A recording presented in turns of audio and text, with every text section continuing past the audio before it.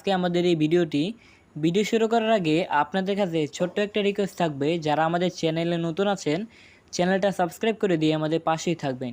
তো চলুন আমাদের আজকের ভিডিও শুরু করা যাক। দেশি কবুতরকে কী খাবার খাওয়াবেন?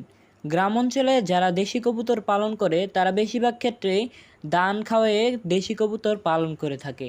আবার অনেকে গম খাওয়ায়ে দেশি কবুতর পালন করে থাকে, অনেকে মিক্সার খাবার খাওয়ায়।